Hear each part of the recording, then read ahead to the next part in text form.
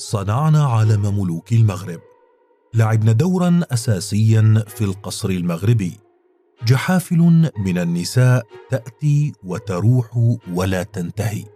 رافقنا السلاطين المغاربة في حلهم وترحالهم.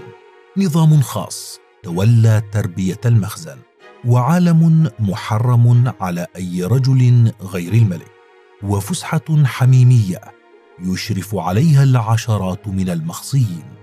اختار منهن الحسن الثاني كاتمات لأسراره، وأنجبت له إحداهن وريث عرشه. قصة حرملك القصر المغربي الذي أسسه سلاطين المغرب، ووطده الحسن الثاني وألغاه محمد السادس إلى الأبد. سلاطين المغرب وعالم الحريم. لطالما كان للتاريخ السياسي في القصر المغربي ارتباط بعدد الجواري والحريم اللواتي يحوزهن السلطان، فكان هذا العدد يعكس قوة السلطان، وتنافس الخصوم السياسيون على الدوام في هذا المجال، فكان أكثرهم استحواذا على حريمه وسلطة عليهن، وأقدرهم تحكما بهن هو الأقوى والأشد. وفي عهد السعديين ترسخ نظام الحريم أكثر، وبات الحرملك مجالا خاصا بالسلطان، مغلق ومحروس وسري للغاية، مقتبسين ذلك من السلاطين العثمانيين. ثم أمسك المخزن بعد ذلك بمسؤولية الحرملك، حيث رسخت السلطة المخزنية نظام الحريم في القصر المغربي، فعرف السلطان المنصور الذهبي بولعه بالنساء والحريم، وكان يخصص جناحا لهن في كل قصر يشيده، إذ كان يمتلك 25 جارية إضافة إلى نسائه الأربع، عدا عن الخادمات والوصيفات. ومع قدوم السلاطين العلويين ترسخ هذا النظام أكثر، ومنهم المولى رشيد الذي كان يفرض على القبائل إهداءه الفتيات كل عام. أيضا عرف المولى إسماعيل بكثرة حريمه، فتنوع الحرملك الخاص به بين الشركسيات والتركيات والمسيحيات، حتى وصل عدد نسائه إلى 500 امرأة، أنجبن له آلاف الأبناء والأحفاد. فسحة حميمية محظورة. كان الحرملك فسحة حميمية للسلطان فقط، هو الرجل الوحيد الذي يدخلها، وكان هذا الجناح يتضمن كل نساء السلطان من زوجات وجوار وخادمات، كما كان يوجد فيه عشرات المخصيين مسلوبي الرجولة لخدمة نساء الحرملك. وعلى هذا المكان وضعت حراسة مشددة تمنع أي رجل من الاقتراب منه، سواء بوجود السلطان أو بغيابه. واعتاد السلاطين المغاربة اصطحاب 30 إلى 40 من نسائهم في رحلاتهم. مع بداية انفتاح المغرب على الحياة الأوروبية التي اخترقت المملكة لسنوات بحكم الحماية الفرنسية وغيرها، حافظ الحرملك المغربي على خصوصيته، ولم تستطع التطورات التي طرأت على الحياة في المملكة اختراقه، وبقي محافظا على سريته. لكن انتشرت قصص كثيرة حول أجنبيات اقتحمن صفوف الحريم في ذلك الوقت، خاصة في فترة حكم الحسن الأول، وهؤلاء كن أسيرات حرب أو زوجات أسرى. كما برز دور آخر للحرملك خلال ثورة الجيلال الزرهوني الملقب ببوحمارة، حيث باتت الحريم بمثابة العيون التي استخدمها للتجسس على ولاة الأمر المغاربة من داخل غرف نومهم. وقد جمع بوحمارة جيشا من النساء حوله لينافس بعددهن الملك، فكان يخطف الفتيات من القرى والقبائل المحيطة، حتى قيل أنه امتلك حريما أكثر من حريم السلطان نفسه، الجملة التي أشعلت قلق المخزن المغربي وكانت كافية لإعلان الحرب عليه. فالمعروف أن من يمتلك حريما أكثر من السلطان سيبدو أكثر قوة منه، مما يجعل سمعة السلطان وهيبته على المحك.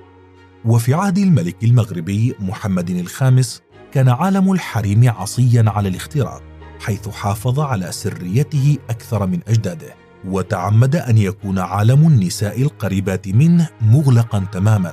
وكانت المرأة الأبرز في عهده والدته المكناه سيد الياقوت. حرملك الحسن الثاني بيت أسرار المملكة. استمر حال الحرملك كذلك حتى عهد ليس ببعيد، وهو عهد الملك المغربي الراحل الحسن الثاني، الذي اشتهر بحبه للنساء منذ شبابه، إذ كانت له علاقات كثيرة قبل تنصيبه ملكا للمغرب. وبعد أن صار ملكا كان له الحرملك الخاص به، الذي ضم العشرات من النساء اللواتي وصل عددهن ل40 وأحيانا ل50، كل واحدة منهن لها مهام معينة، وكن يرافقن الملك في تنقلاته داخل المملكة وخارجها.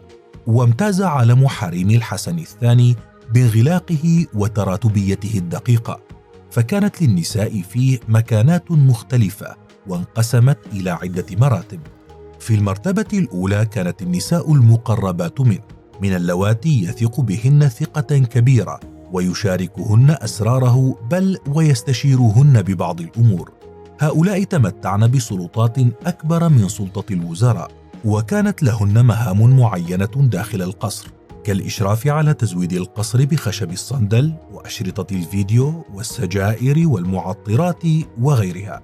كما وضع الحسن الثاني قوانين خاصة شديدة جدا لحريم عالمه الخاص، فقد حرص على الاتصال الهاتفي بحريمه أثناء تواجده في الخارج في ساعة محددة كل يوم، ويجب على الحريم اللواتي لم يرافقنه جميعهن انتظار تلك المكالمة ليتفقد الموجودات جميعا، والويل كل الويل للمتغيبات إلا لحدث جلل، فقد كان شديدا جدا في التعامل مع المخطئات منهن، ويستخدم عقابات متنوعة، منها جعلهن يقبلن الأرض بين يديه والجثو عند قدميه، أو السجن، أو حتى الجلد أحيانا بحسب الخطأ الذي ترتكبه إحداهن.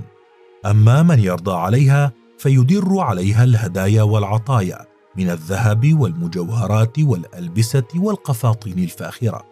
كذلك كان الحمل أمر منهي عنه في حياتهن، فإن حملت إحداهن يتم إجهاضها في مصحة القصر دون حتى أن يؤخذ رأيها بذلك.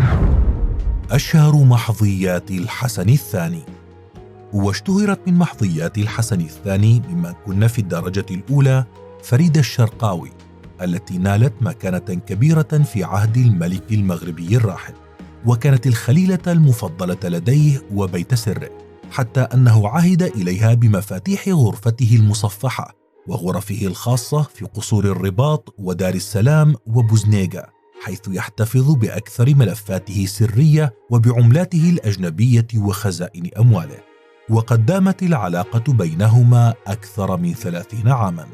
ومن الخليلات الأخريات المقربات من الحسن الثاني كانت مرجانة، التي كان يحب استشارتها في أموره وتعجبه مشوراتها.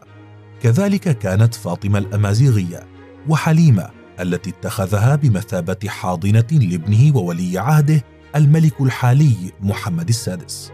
ومن هؤلاء المحظيات أيضا خديجة التي لقبت بجولييت، والتي عاقبها الحسن الثاني بالسجن لسنوات بعد أن طلب يدها أمير لدولة أخرى. وقد لاقت زينب، وهي أيضا من نساء الملك، مصيرا مأساويا، إذ أنها لم تستطع التأقلم مع حياة الحرملك، فعاقبها أيضا بالسجن لسنوات. وليس بعيدا عن الجواري والنساء المقربات منه كانت الخادمات أيضا تحت عين الملك، فكل واحدة معرضة بأن تخرج من جناح الخادمات لتدخل جناح الجواري، وهؤلاء كان لهن لباسهن الخاص يميزهن عن الجواري. لكن إذا ما لفتت إحداهن نظر الحسن الثاني بات محتما عليها أن تنضم إلى حريمه على الفور، ولا يحق لها الاعتراض. لذلك كانت الجواري تتعمد إخفاء الخادمات، خاصة صغيرات السن منهن، عن عيون الملك، ربما من باب الغيرة أو من باب حماية الفتيات الصغيرات. هكذا بقي الحال على ما هو عليه، حتى تفوقت المرأة الأمازيغية لطيفة على كل المحظيات، واستطاعت احتلال مكانة كبيرة في قلب الملك، لتنال لقبا لم تحصل عليه محظية قبلها أو بعدها، إذ أصبحت أم الأمراء والأميرات، ومنحت الملك وريث عرشه الشرعي. وكانت لطيفة في القصر المغربي منذ أن بلغت 13 من عمرها، حيث كانت هدية من أحد زعماء القبائل إلى محمد الخامس. وكان دور لطيفة ذا أثر محدود يقتصر على حضور حفلات العشاء المقامة لرؤساء الدول وزوجاتهم. وحتى في تلك الحالات كان الحسن الثاني يصطحب بعض محظياته معه ومع زوجته، ما جعل العلاقة بينه وبينها متوترة جدا. وانتشرت شائعات كثيرة حول زواج فاشل جمعهما، أحاطت به أقاويل عن خيانة لطيفة لزوجها، ولم تثبت صحتها أو عدم صحتها حتى اليوم. كذلك فقد تحولت الكثيرات من نساء الحرملك إلى مؤرخات لحقبة كاملة من تاريخ المغرب، بسردهن أحداثا كانت تجري خلف ستار أشد غرف القصر خصوصية. أشهر هؤلاء اليهودية المغربية مسعودة، التي دخلت التاريخ من باب القصر، وكانت بدايتها كخادمة خاصة لوالدة محمد الخامس. وقد ألفت كتاب خياط السلاطين الذي ضم حكايات عن يوميات الملوك، التي كتبها ابن أخيها ألبير ساسون بقلمه على لسانها. وترجم الكتاب للعربية، وأهديت نسخة منه للملك المغربي محمد السادس. محمد السادس ينهي عصر الجواري. بعد وفاة الحسن الثاني تسلم حكم المغرب الملك المغربي الحالي محمد السادس، الذي عرف بتحرره وبأنه لا يحب طقوس السلاطين وحياة القصور، كما اشتهر بحداثيته وحبه للحياة العصرية وتفضيله لجو الأسرة الحميمي بعيدا عن صخب الخدم والحشم، ليسارع فور توليه الحكم إلى إلغاء عدة تقاليد في القصر أهمها الحرملك، إذ ألغى عادة الحريم والجواري وطقوسها، وخير النساء الموجودات بين البقاء تحت كنف المخزن أو مغادرة القصر نهائيا. إنه إذن عالم خفي رافق المملكة المغربية لعقود طويلة، كشفته شهادات من شهود عيان عصروه وكانوا ضمن شخصياته، إذ رويت تلك الشهادات إما على لسان نساء كن ضمن حريم السلطان، أو خدم أو حراس أو موظفين عايشوا تفاصيل هذا العالم الغريب، الذي كانت له بصمة في حياة كل سلطان حكم هذه البلاد. تجاوز بصمة الخادمة أو المحظية إلى زوجات الملوك وأمهات الملوك أيضا. وكان ممن أخرجوا تفاصيل هذا العالم للعلن فرانسوا كليريه، الطبيب الفرنسي الخاص للملك محمد الخامس، الذي أجرى حوارا مع صحيفة الأيام المغربية نشر تحت عنوان أسرار حريم القصر بين ثلاثة ملوك. تحدث فيه الطبيب عن تفاصيل الحرملك في عهد محمد الخامس والحسن الثاني وإلغاء محمد السادس له. وقد تمت إدانة الطبيب والصحيفة التي أجرت الحوار معه بتهمة إفشاء أسرار القصر، وحكم عليه بالحبس 4 أشهر مع دفع غرامة مالية. فما رأيك بهذا العالم الخفي؟ وهل يستحق لقب علبة أسرار الملوك؟